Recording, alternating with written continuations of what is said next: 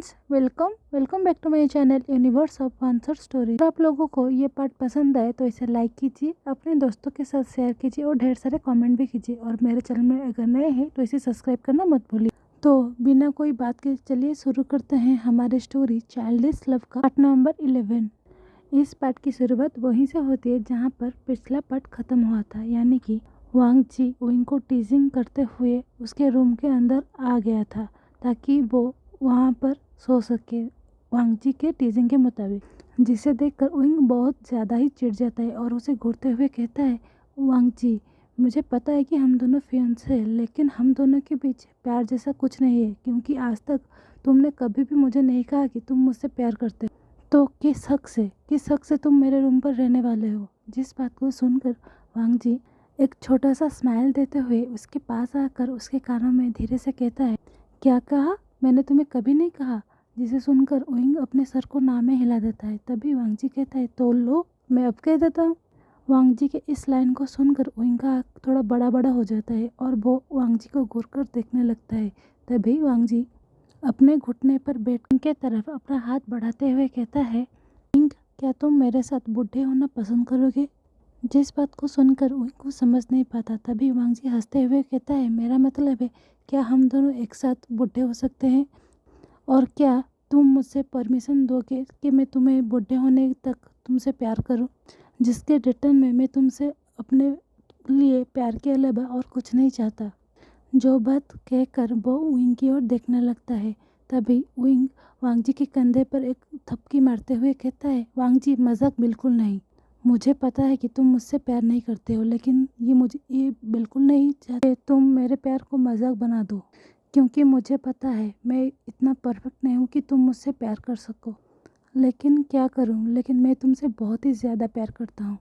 वो भी तब से जब मैंने अपना होश संभाला था, क्योंकि तभी से मुझे बता दिया गया था मैं सिर्फ तुम्हारा हूँ, जिसके वजह से मैंने तुम्हारे एंगेजमेंट तोड़ने के को हंसी मान लिया, क्योंकि मुझे पता था प्यार कभी भी ज़बरदस्ती से नहीं होता है। अगर तुम मुझसे प्यार नहीं करते तो मैं अपने प्यार को तुम्हारे ऊपर थोप तो नहीं सकता ना। और मैं तब और भी ज़्यादा खुश हो गया था जब तुमने कहा था कि तुम इस एंगेजमेंट को नहीं तोड़ोगे।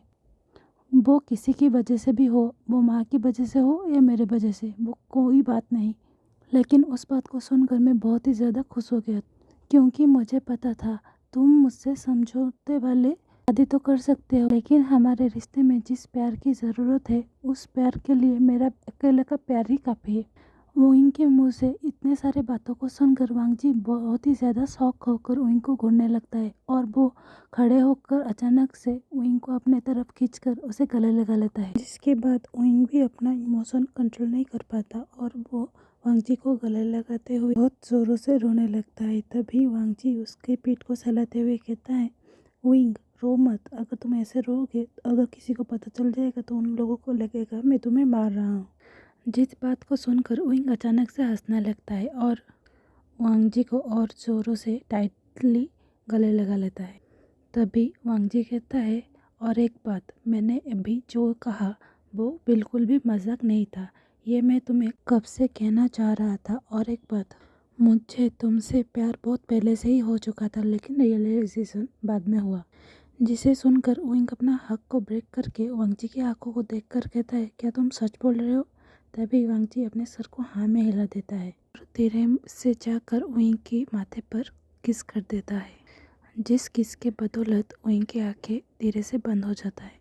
तभी वांग जी विंग को अचानक से उसके चेयर पर बिठा देता है और कहता है, और एक बात, मैं यहाँ पर तुम्हारे साथ सोने नहीं आया था।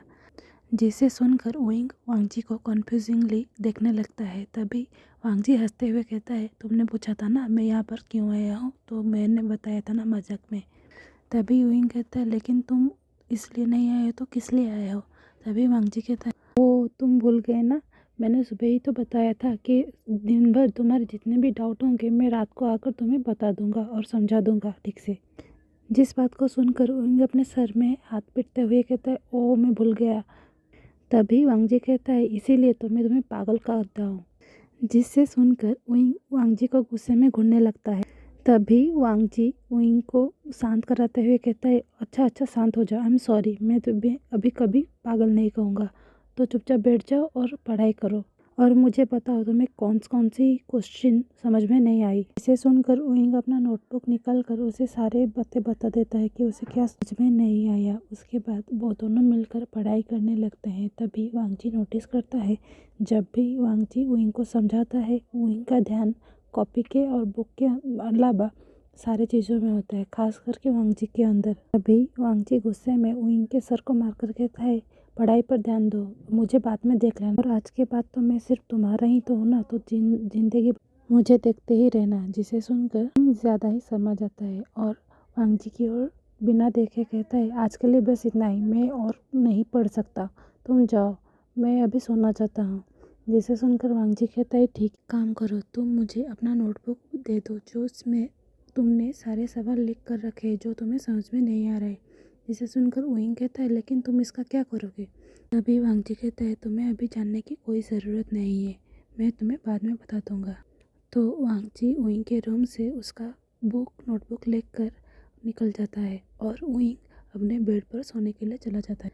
लेकिन सोने के उलट वो इधर उधर सिर्फ अपना करवटें बदल रहा था और वो सोच रहा था उस वक्त को जब वांगजी ने उसे कन्फेस किया था कि वो उसे प्यार करता है, और वो भी अब से नहीं, कितने सालों से वो भी उसे पता नहीं।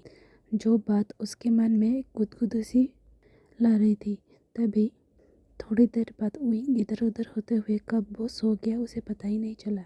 उसके बाद हमें नेक्स्ट डे का सीन दिखाया जाता है जहाँ पर सभी लोग ब्रेकफास्ट कर रहे थे और आज अपने आदत से उल्टे उइंग आज बहुत जल्दी ही उठ गया था, जिसे देखकर वांगजी के साथ साथ मिस्टर एंड मिसेस लैन भी चौंक गए थे क्योंकि उन सभी को पता था उइंग के सोने के बारे में। भी वांगजी जो उइंग के पास में ही बैठा था वो धीरे से उइंग के लेफ्ट हैंड को पकड़ लेता है और उसे धीरे धीरे से सहलाने लगता है, जिस चीज़ से उइंग थोड़ा हड़बड़ गया था। जिस चीज़ को नोटिस करते हुए मिसेस लैन कहती है बेटा कुछ हुआ है क्या, और क्या तुम्हें कुछ चाहिए।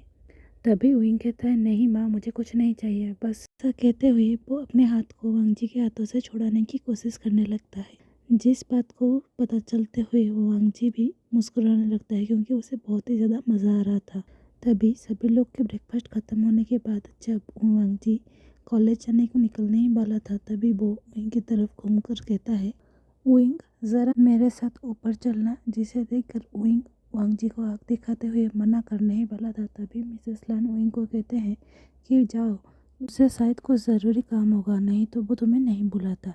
तभी उइंग भी कुछ नहीं कर पाता और वांगजी के पीछे पीछे ऊपर के अपने रूम पर जाने लगता है। तभी वांगजी उइंग के रूम पर अंदर जाते हुए उसके स्टडी टेबल की ओर जाने ही वाला था। तभी उइंग वांगजी को खींचकर अपने सामने करते हुए कहता है ये क्या चल रहा है, माँ पापा क्या सोच रहे होंगे, तुम छोटे बच्चे नहीं हो यार, ऐसे बर्ताव मत करो। जैसे सुनकर वांगजी हंसते हुए कहता है मैंने क्या किया। तभी उइंग कहता है तुमने क्या किया, तुमने सबके सामने मुझे अपने रूम पर बुलाया है।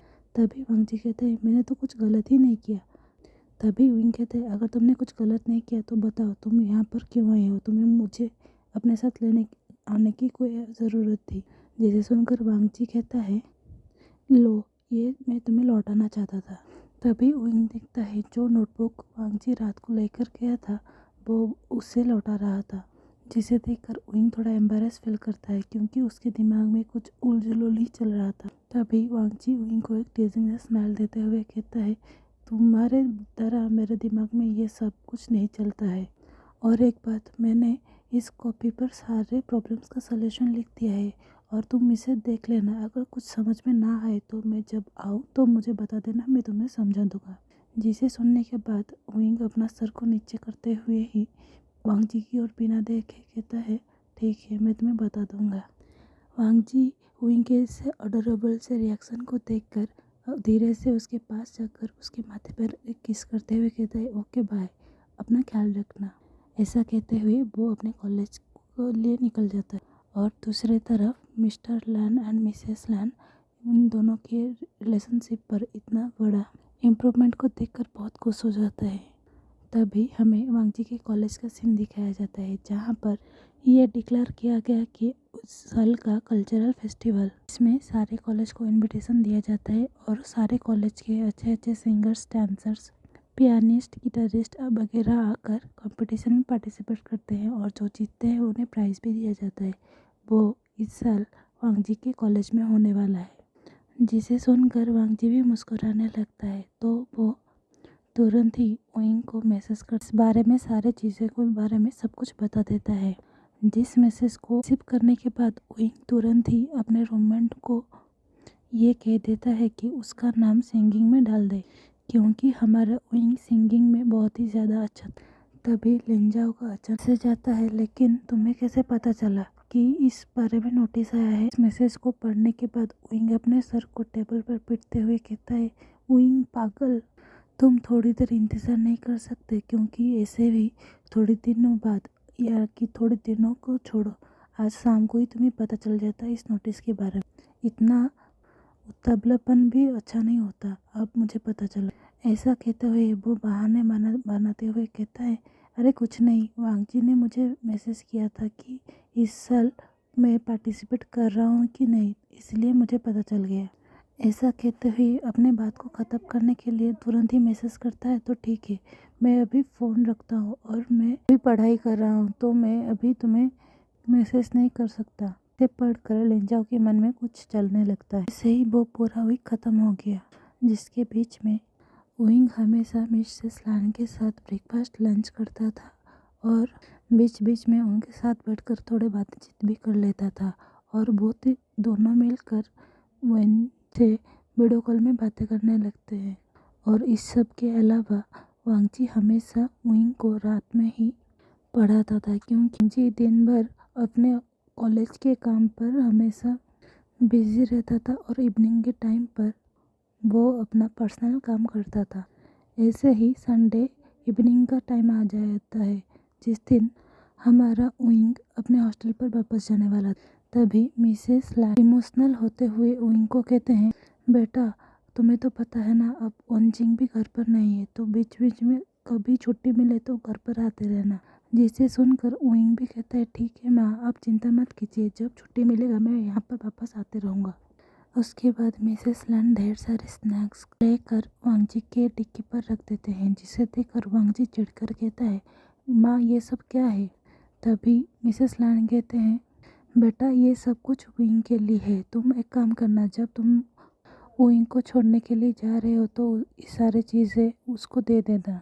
जिस बात को सुनकर वांग जी भी कुछ नहीं कह पाता और वो ओइंग को लेकर उसके हॉस्टल छोड़ने के लिए चला जाता है। उसके बाद हमें कार का सीन दिखाया जाता है, जहाँ पर वांग जी एंड ओइंग एक दूसरे से बिना कुछ बातें किए सिर्फ एक दूसरे के हाथों को पकड़ते हुए चुपचाप अपने सफ़र को काट रहे थे। तभी वांग जी एक सुनसान सी सड़क पर साइड पर अपना कार को रखते हुए ओइंग को अपने तरफ खींचकर गले लगा लेता है और धीरे से उसके कानों में कहता है, owing I am gonna miss you.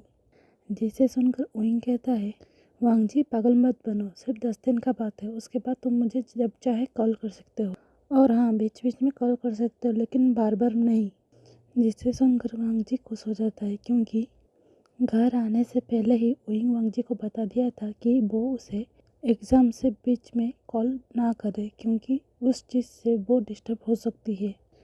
उसके बाद वांग जी ओइंग को छोड़ देता है और वो दोनों फिर से अपने अपने सीट बेल्ट लगाकर ओइंग के कॉलेज की ओर जाने लगते हैं, आई मीन हॉस्टल की ओर।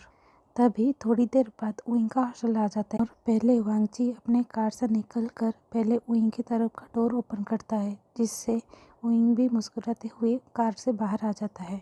उसके बाद वांग जी ओइंग का सारा लगेज अपने डिक्की से निकाल कर वहाँ पर रख देता है। तभी वांग जी कहता है कि मुझे नहीं लगता कि तुम्हारा रूममेट अभी आने वाले हैं तुम्हारे लगेज को उठाने के लिए। जिसे सुनकर ओइंग कहता है, लो वो लोग आ गए। तभी वांग जी अपने पीछे की तरफ मुड़कर देखता है कि ओइंग के तीनों रूममेट्स आ गए थे नीचे ओइंग को लेने के लिए। तभी दूसरे तरफ हमें ओइंग के रूममेट का थॉट्स को दिखाया जाता है, जहाँ पर वो तीनों ही चौंक गए थे जब वो ओइंग के साथ वांग जी को देखे थे, लेकिन वो कुछ नहीं कहते और चुपचाप जाकर ओइंग को गले लगा लेते हैं और वांग जी को देखकर कहते हैं, अब टेंशन मत लो, अब हम सब मिलकर ओइंग को अच्छे से रूम पर ले जाएंगे। जिस बात को सुनकर वांग जी थोड़ा रिलीफ हो जाता है और ओइंग को इशारा करके कह देता है कि बाय, और वो वहाँ से चला जाता है। उसके बाद हमें विंग को उसके रूम पर दिखाया जाता है, जहाँ पर विंग के सारे रूममेट विंग को घेर कर बैठे थे और उसे पूछ रहे थे कि तुम तो अपने गांव गए थे ना, वांगजी तुम्हें छोड़ने के लिए कैसे आया है। जिसे सुनकर विंग हड़बड़ाते हुए कहता है, अरे कुछ नहीं यार, मैंने बताया था ना हम लोग फैमिली फ्रेंड्स हैं, तो मैं कल पापा के साथ सिटी आ गई थी और वो हम सब मिलकर वांगजी के घर पर ही रुके थे। तो आज पापा और आंटी के कहने के मुताबिक वांगजी मुझे छोड़ने के लिए आ गया था। जिसे सुनकर वो सभी लोग कन्विंस हो जाते हैं, क्योंकि उन लोगों को पता था उन दोनों का फ्रेंडशिप कितना अच्छा है। आई मीन विंग के माँ और वांगजी के माँ के बीच। तभी विंग उस सब बातों को बदलने के लिए बहाना मारते हुए कहता है, बहुत हो गया, अब मुझे थोड़ी देर रेस्ट करने दो, उसके बाद में मैं उठकर थोड़ा पढ़ाई करूँगा, फिर से खाकर सो जाऊँगा। जिसे सुनकर सभी लोग हंसते हुए कहते हैं, हमेशा सिर्फ पढ़ाई पढ़ाई पढ़ाई पढ़ाई करके क्या तुम्हें टॉप करना है। तभी विंग कहता है, अगर मैं टॉप कर सकता हूँ तो बिल्कुल करना चाहूँगा, क्योंकि अब मैं थक गया हूँ टॉप 10 के अंदर आते हुए, लेकिन आज तक कभी टॉपर नहीं हुआ। जिसे सुनकर विंग के तीनों दोस्त भी कुछ नहीं कह पाते और वो चुपचाप अपने अपने बेंच की ओर जाने लगते हैं, ताकि वो लोग भी पढ़ाई कर सकें। तो आज के लिए बस इतना ही। अब हम कल देखेंगे हमारा विंग का एग्ज़ाम कैसे बीतेगा, और हाँ, उस एग्ज़ाम के बीच में हमारा वांगजी कैसे विंग को तंग करेगा या नहीं। और हाँ, अगर आप लोगों को मेरी ये वीडियो पसंद आए तो इसे लाइक कीजिए, अपने दोस्तों के साथ शेयर कीजिए और ढेर सारे कमेंट भी कीजिए। और मेरे चैनल में अगर नए हैं तो इसे सब्सक्राइब करना मत भूलिए। Thanks for watching.